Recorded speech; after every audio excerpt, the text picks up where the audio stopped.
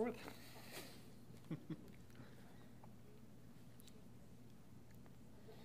Gotta make sure my stuff works here.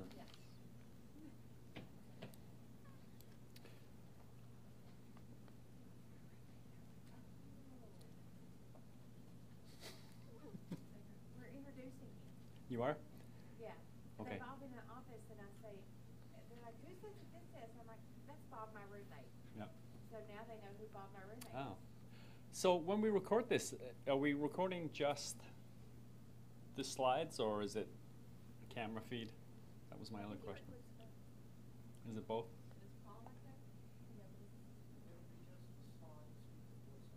Okay, great. Oh, so y'all can see your face? That's a good thing. Yeah, so how close? Is that okay?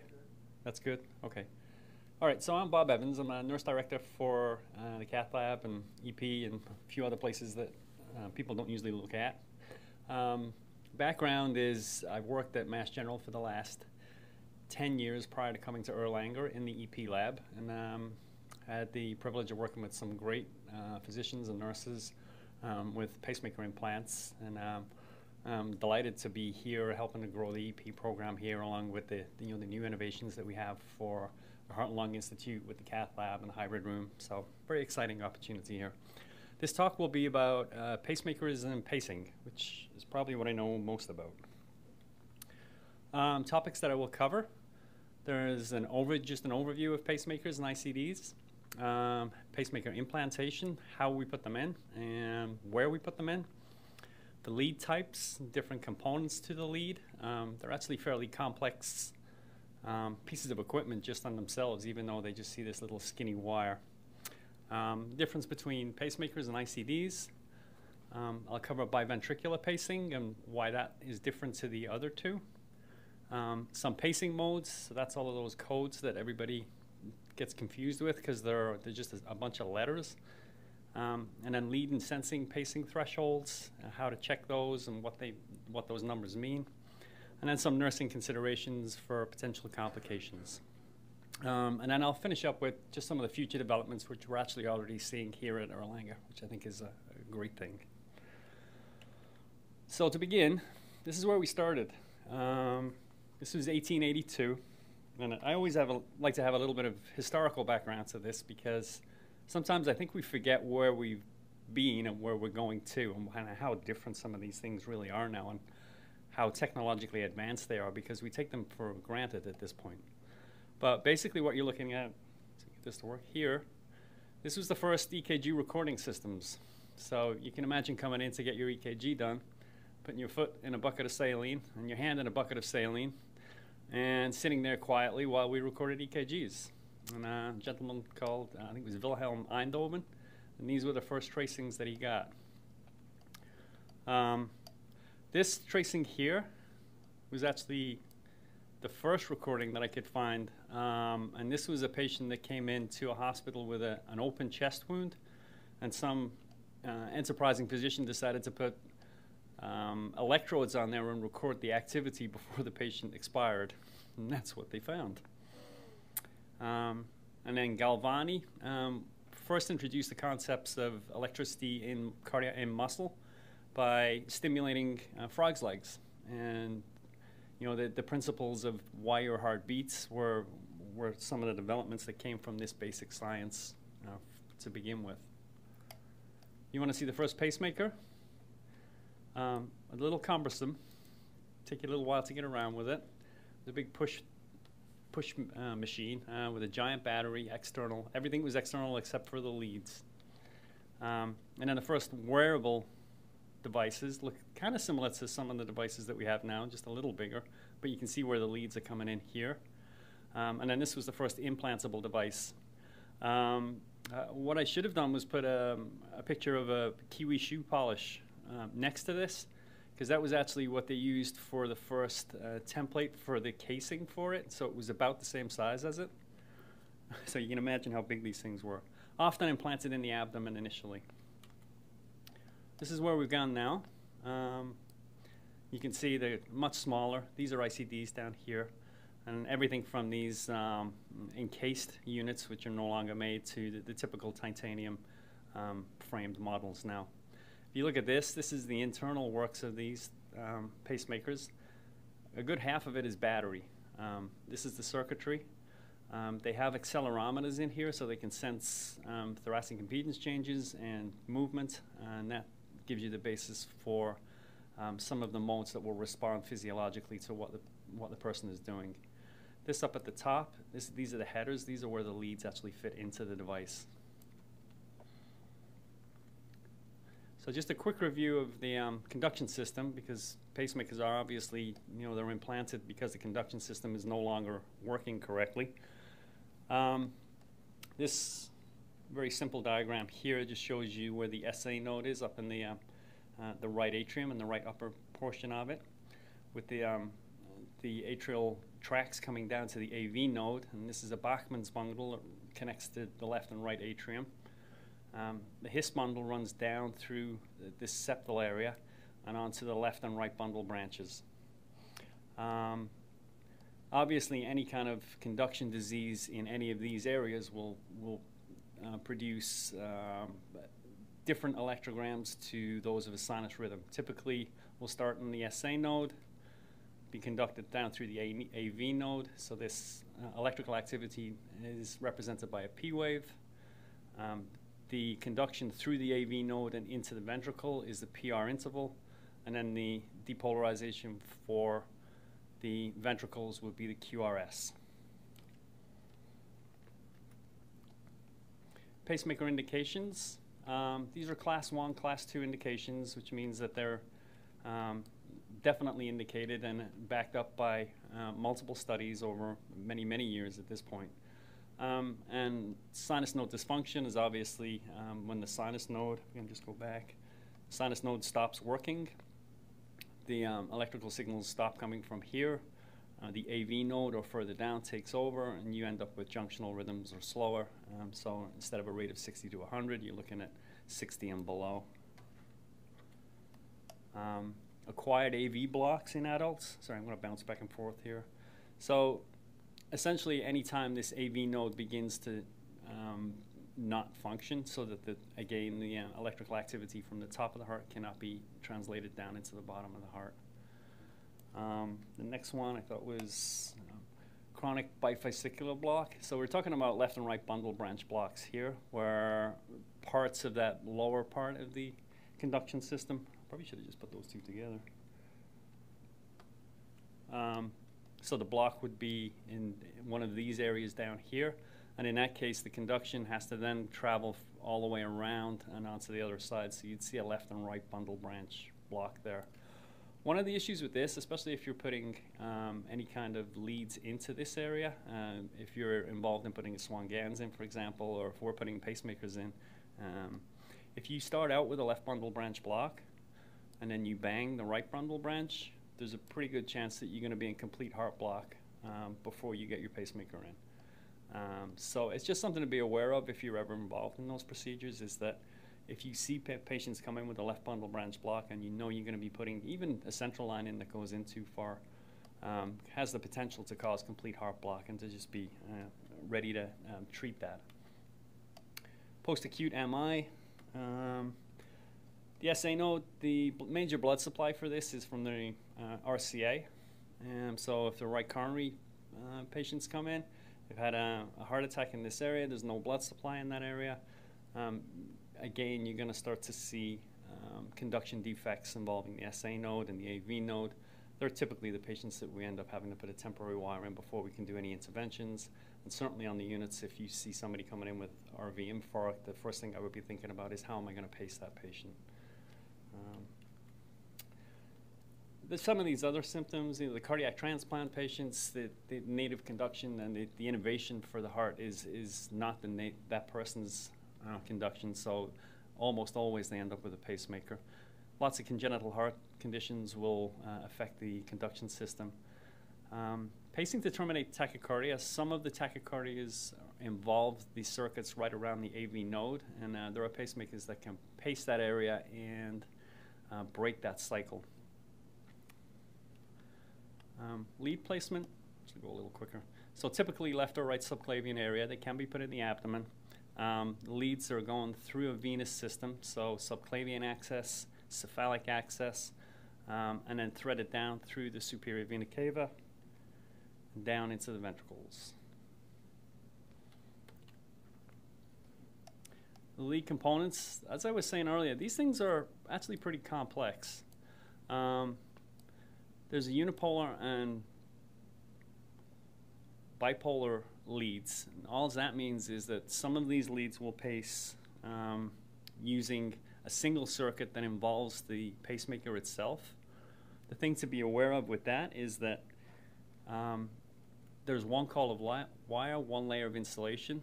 They're more fragile leads that they can break easier. These were the original leads that were made. If you're ever in a situation where somebody takes the pacemaker out of the pocket, the pacemaker actually completes part of the electrical circuit, and the patient will stop pacing. For the new bipolar leads, that's not a problem because you have two sets of coils here. And basically, the conduction will go from this coil to this coil. So it's a much smaller pacing area, but you don't have the problem of a patient not pacing if you take the pacemaker out of them. What you may have is a smaller signal because with a unipolar system, it's a bigger antenna. It sees more signal. The leads themselves, they have a connector that goes into the device. They have some fixation device on the other end. They have, for a bipolar, that would be one set of poles here and one on the end, which would be your two-pole system. And then they're sutured in, usually up in the subclavian area right behind where the pacemaker is implanted. And I'll explain why that becomes important as we see the implant. Epicardial leads, you can put these things in surgically. They don't typically have a great life. They tend to last 4 to 6 years before the scar tissue forms in this area and you get high lead impedances, and then you have to change these epicardial leads out. Majority of leads that are put in now are all endocardial leads. They go through the venous system. And then you can see the types of leads here, the fixation devices.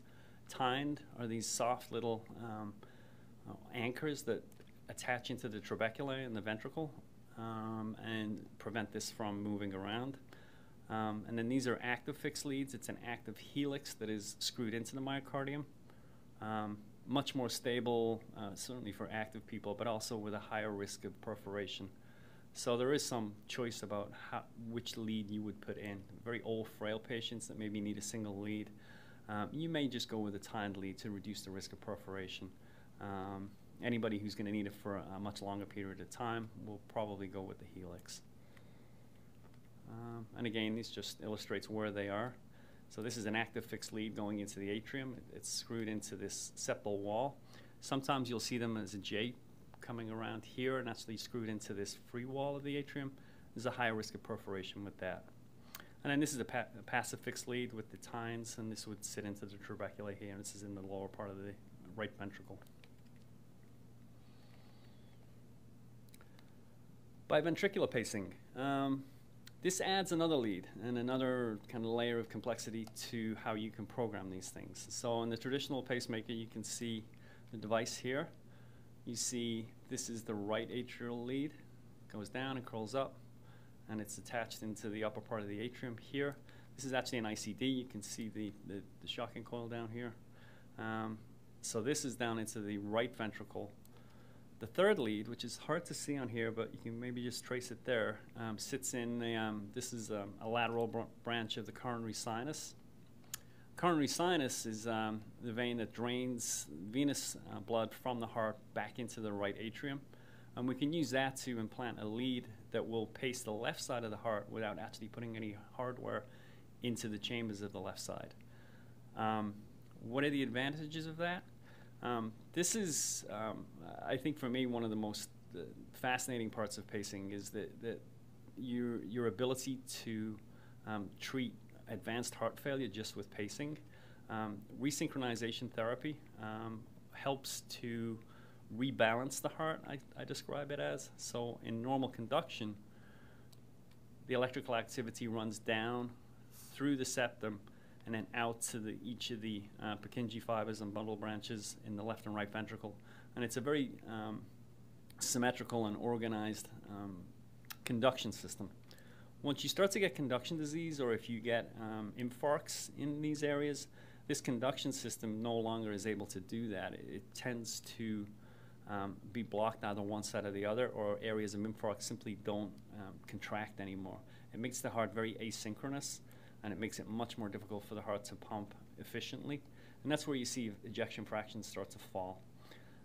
Biventricular pacing, when you see some patients that will come in with ejection fractions of 10, 20%, and then with optimization of these systems, you can see that go up to 40, 50% and change their functional their heart function to near normal levels. A lot of research about the best position for these leads. Nobody's really 100% certain as to which is the best area to pace, and a lot of it is dependent on what the underlying disease is. Some of the better studies will do this at 3 and 6 month intervals with ultrasound guidance, and they'll actually take a look at which segments need to be paced first. ICDs, it's a pacemaker with a kick is how I describe them. Essentially a pulse generator, usually bigger than a pacemaker because it needs a bigger battery. The leads are slightly different because they have a shocking coil on the right ventricle, and they're used for shocking patients into sustainable rhythms from unsustainable rhythms, so obviously VT, VF. Have transformed patients' lives that would simply die of sudden cardiac death out in the street. People live for many, many years with these now. Again, indications, structural heart disease and sustained VT. Syncope with inducible VT at EP studies. So this is where we bring them into the EP lab, and we'll do program stimulation. And with a set protocol, we can risk stratify patients and see if they're actually at risk of sudden cardiac death. Some of the other indications, hypertrophic cardiomyopathy, where they're getting very enlarged hearts and very thick muscular hearts, are at high risk of VT. Long QT syndrome, obviously I think you've heard of that. And then things like Brugada's syndrome, which are channelopathies that change the conduction properties of the myocardial cells themselves and leave people at risk of VT and VF. Brugada's is a genetic disease, so typically when you find one patient, it's worth looking at the entire family to see if there's any genetic component to this. Usually in their history, they'll have a history of sudden cardiac death in 2 or 3 other family members.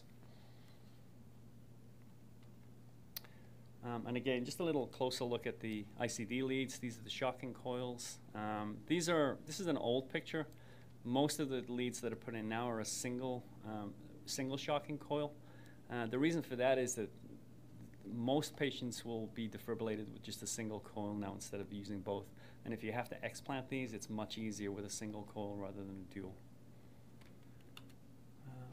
Pacing modes. You all asleep yet? You will be in a minute. So the modes, pacing modes and codes. The basis behind this is to understand what the pacemaker is doing and at what point it's doing it. The letters that you look at correspond to different parts of the pacing. So whichever the first letter is, indicates which chamber is paced. So for example, AAI would be an atrial chamber paced. The second letter indicates which chamber is sensed. So that's what the pacemaker is looking at. The third one is what does the pacemaker do when it sees something. It doesn't know whether to pace or to sense, and which chamber will it do that in.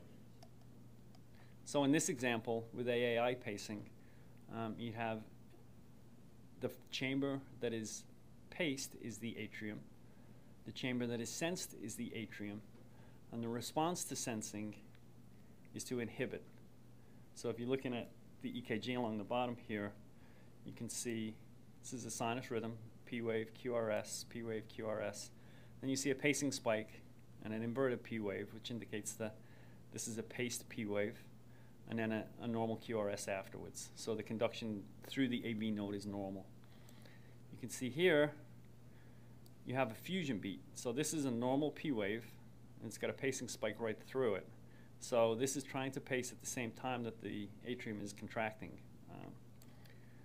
And then here again, you have normal pacing, P wave, QRS, and then normal sensing. The P wave is sensed. There is no pacing spike. For VVI, just change chambers.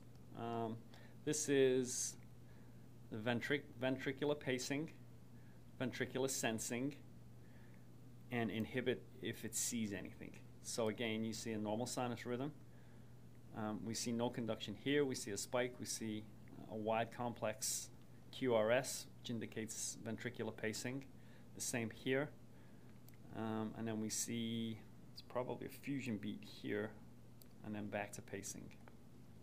DDD just combines them both. Dual, so atrium and ventricle are paced. Dual, atrium and ventricle are sensed. And dual, it can either trigger or inhibit. So again, just following along this sinus rhythm. P, normal QRS, so this is atrial pacing, ventricular sensing, atrial pacing, ventricular pacing, atrial pacing, ventricular pacing, atrial sensing, ventricular pacing, atrial sensing, ventricular pacing.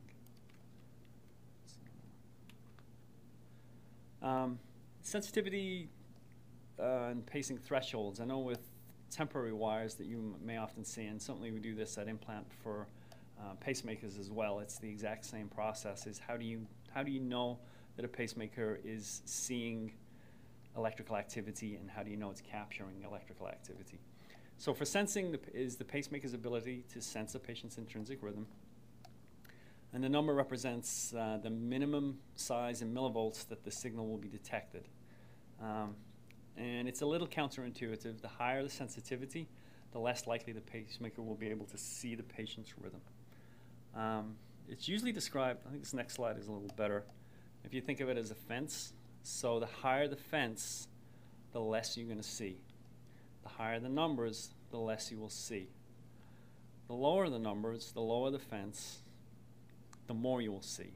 So if in this example you have a threshold of 1.25, anything below that will not be seen, and anything above it will. So there are times when you want to set a sensitivity that's high to avoid any pacing that's inappropriate, and any times that you don't want to pace because you have noise or artifact on a lead, for example.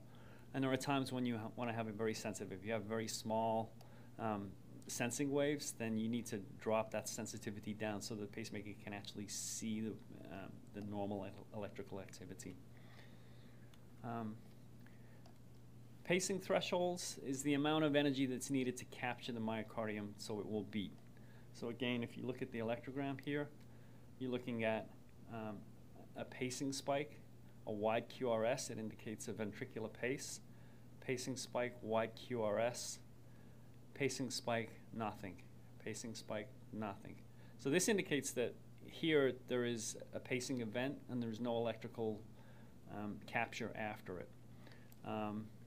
Typically what you'll do for this is to test that is that you will start at a high output and then reduce the output until you lose capture, so until you see these. We don't go the other way because you'll get a different threshold. The electrical properties change once you're pacing versus not pacing, so the standard way to carry out this test is to go from high to low and note where you lose capture. And then to set a temporary pacemaker, for example, you would look at least doubling the output as a safety margin. What do magnets do? Everybody runs around to get a magnet for devices. They do different things with different devices. First of all, they don't shut off pacemakers. I know I've heard that a number of times from a number of people. Oh, I got to shut this off. What they actually do is they change your sensing. So if you remember the codes here, AOO and VOO usually means uh-oh. So chamber paced would be the atrium. Chamber sensed is none.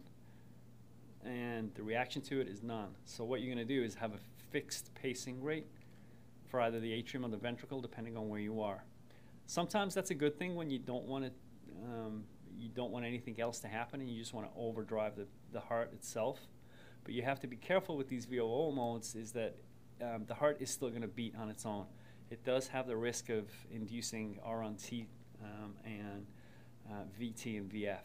And actually in ICD implants, you can test whether the ICD works by putting the patient into VF and then having the device shock them out of it. One of the ways to put them into VF is to pace them R on T. So you can do it on anybody. For magnets for ICDs, if you put a magnet on there, it will not stop the pacing. It will stop the therapies. You have somebody in refractory VF who's getting inappropriate shocks. This is a way to stop them from being shocked. But again, you have to be careful. If you're going to put a magnet over an ICD, I would strongly recommend that you have the appropriate monitoring devices in place and some way to shock that patient out of a lethal rhythm. Nursing considerations, post-implant. Between 3 and 7.5%. It depends on which study you look at and which type of complications you're looking at. So the most frequent and significant complications would be a pneumothorax, lead displacements, myocardial perforation, and other major complications, bleeding, infection, and this one you see occasionally pacemaker-mediated tachycardia. So the pacemaker itself causes tachycardia. Signs and symptoms of tamponade, hypotension. If somebody comes in, they've had a device put in and they're hypotensive, I would immediately suspect that. It should be the first thing. It's the most dangerous thing that they could have, and I would rule that out before thinking of anything else. Dyspnea, there may be very vague symptoms, dyspnea, chest pain, restlessness. You may not see tachycardia. People are used to seeing tachycardia in tamponade. Remember, they've just had a pacemaker put in. They may not be able to respond. And you also may see, on occasion, diaphragmatic stimulation. If the lead has moved or perforated through the ventricle, it may actually be stimulating their diaphragm, and they'll look like they have hiccups. So, more signs and symptoms for cardiac tamponade.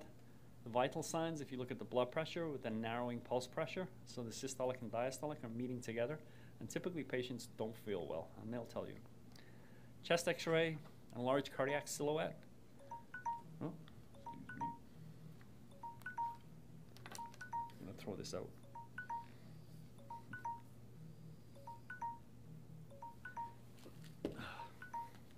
Of course, my phone's going now. Sorry, enlarged cardiac silhouette. For an echo, if you rule out cardiac tamponade, that's probably the most accurate and fastest way to find out if somebody has a tamponade, is to get a transthoracic echo. Device interrogations may show changes in the pacing thresholds and increases or decreases in lead impedance. If the lead, especially a helix lead, is perforated through the myocardium, you will often see either very high impedance or very low impedance on the lead, depending on where the tip of that screw is. And one of the things that we used to do is you could actually measure the impedance on the distal portion and the proximal portion, and if there's a difference between the two, you can tell if the tip is actually out or not. And then I would be more suspicious with an active lead than a passive lead. This is I went digging around for chest x-rays that would show tamponade, and this is about as wide as I could find. This patient doesn't actually have a pacemaker, but it certainly shows what the cardiac silhouette is going to look like in worst case scenario. It covers almost the entire chest here. Hematomas, bleeding. This is what happens when people are anticoagulated and you have bleeding in the pocket. This is probably a week, maybe 2 weeks later. There is a lot of blood can be in there. Post-implant, if you have patients that are complaining of pain who have swelling and up around the implant site, I would certainly suspect this. Simply holding pressure quite often works. Re-exploration for bleeders in extreme situations it can help, but typically they're usually just very small oozing areas, and it's not really a big arterial bleed that you would see with cardiac surgery. So usually pressure, and if you have to reverse the anticoagulants, then do so. A lot of patients now will come in on NOACs. We typically did not keep them off NOACs or reverse anything. We would just do the implants as they were. Heparin seems to be a bigger problem, so anybody on heparin, at least keep it off for an hour before the implant. And then for warfarin, INRs up to about 3.5 are usually okay. Above that, I typically wouldn't be in favor of implanting a device at that point. Lead dislodgement and fractures. What you may see, you can see on this strip down here, we have these beautiful pacing spikes and no activity to go along with them. And if you look at the x-ray, you can see the atrial lead here, and it starts out with this nice little J curve and sits up in the atrial septal wall. And then you can see the second x-ray here, it's pointing straight down. It's probably not going to pace at this point, but it may pace. It may pace the ventricle also. It may sense the ventricle. It may sense the atrium. But, you know, if this screw comes undone and it's very thin tissue up here, then this is typically the x-ray that you would see with this hanging straight down. And that has to go back to be reimplanted. Lead fractures. These are not an immediate problem, but they do happen over time, and it's a reason for a lot of the lead extractions that you'll see. This subclavian access fracture that you can see here, and again, it's right at this subclavian clavicle junction here, where it's a very tight curve. Over time, this can wear on the lead and will cause a lead fracture at that point. And these are difficult to extract because you have to get catheters beyond this kinking here in order to be able to pull on this to extract it. And then this is a recall of a particular type of ICD coil. And you can see the insulation runs nicely down here, and this beautiful little curve sits up against the ventricular wall.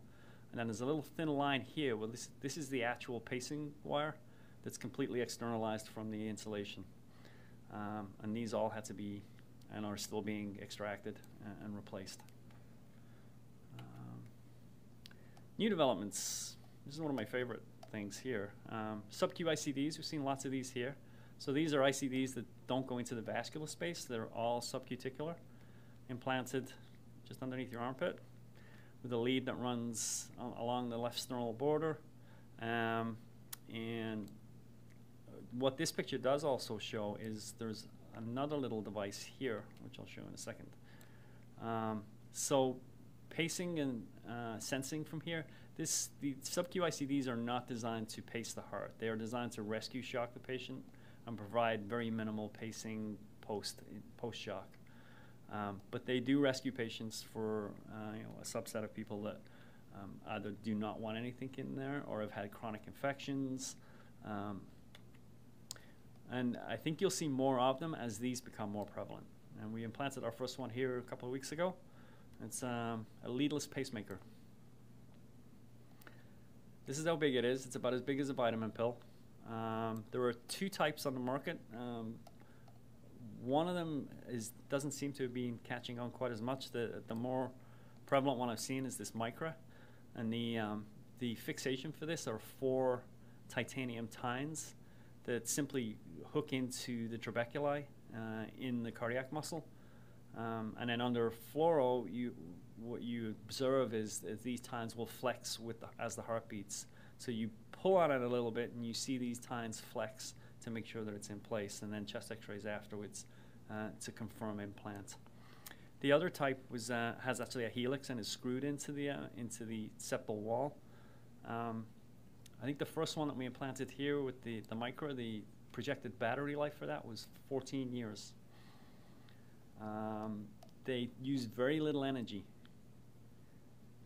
and the reason for that is that they don't have to transmit that energy a long way down leads, so it's direct cardiac contact that is paced. So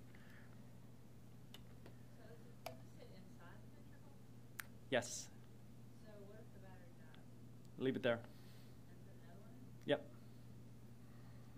Can you have an MRI? Yep. Why did you choose a leadless over a lead? because of all of the problems that we've encountered with leads over time, leadless pacemakers avoid all of them. Lead fractures, impedance changes over time. Perforation is much lower because they really have to go onto the septal wall. So even if you perforate, you're going from one side of the heart to the other. What we're starting to see now is leadless pacemakers that will talk to one another, because obviously this is a single chamber system. You can only pace one chamber at a time with it. But with the newer technology, what you're going to start to see is that they will basically be like a Bluetooth connection between the two devices, and they will synchronize between themselves. So you can put a sub-Q ICD in with a leadless pacemaker, and you can pace and you can shock at the same time. Or you can do, an atrium and a ventricle and have dual chamber pacemaking. The same indications for micras as any single chamber pacemaker device. So anybody with syncope, like cardiogenic syncope is a good example. Anybody with a kind of a sick sinus syndrome, as long as you have a normal AB conduction and you don't need the atrium to pace for that kick, then you can have ventricular pacing at any point. Conversion pauses are another good indication for it. So you get that 8-9 second conversion pause. Somebody gets syncopal with that, they fall over. It's minimal pacing, but when you need it quickly. So this will help with that. And anybody in permanent AF where you're probably not going to pace the atrium anyway, certainly a good indication for that. The implantation is through a femoral sheath. The sheaths are big. I think the inner diameter is 23 French. The outer diameter is about 26. But a single access point, and you can see on here, this is the sheath with the pacemaker attached to it. And it goes up the IVC, down through the atrium, down into the ventricle, and then is attached into the myocardium here, released, and pull the whole system out. It takes about 30 minutes to put it in. Same precautions afterwards as anybody else who's had groin access. Obviously, it's a big line, so you have to be careful. But typically they'll be up and out of bed within a few hours, and you should be able to go home that day or the day after. Amazing stuff. These are my takeaway messages. I'm done here. So don't be afraid. It's only electricity. Know what type of device it is. I think that's something that people, they lump all devices together as though that they're one thing that does the same thing always. There are lots of different variations of them. They're single chamber, dual chamber. Is it an ICD? What type of leads has in it? Because they will change how you think about what the possible complications can be. Is it a timed lead? I shouldn't worry too much about having a perforation. It's not that it can't happen, but it's less likely to. If it's a pacemaker, what kind of mode is it in? Am I looking at AOO? Is it dual chamber pacemaking? What was the indication for the device to going in the first place? For post-implant, especially with leads, the excessive arm movement that some patients, they want to pull themselves out of bed, they're swinging things around. Those leads are sutured actually into the muscle just right underneath where the device sits. So when you get extension of the shoulder, it pulls back on that lead, and before fibrosis in place over the first couple of weeks, they are at risk of microdislodgements and bleeding. And then the last thing was just look for funny stuff. Pacemakers can pace physiologically in many, many different ways. Now, you can program them to respond to activity, to rest, to increased cardiac rhythms, and it's all normal. So you may not just see a normal, straight rhythm. The one thing I would be worried about is if you see pacing spikes on anything and you don't see a QRS or a P wave after it, then there's something wrong. And that would be the biggest indicator to have somebody look at it. And I think that's it. Any questions? CPR, can it dislodge leads, and can it dislodge the one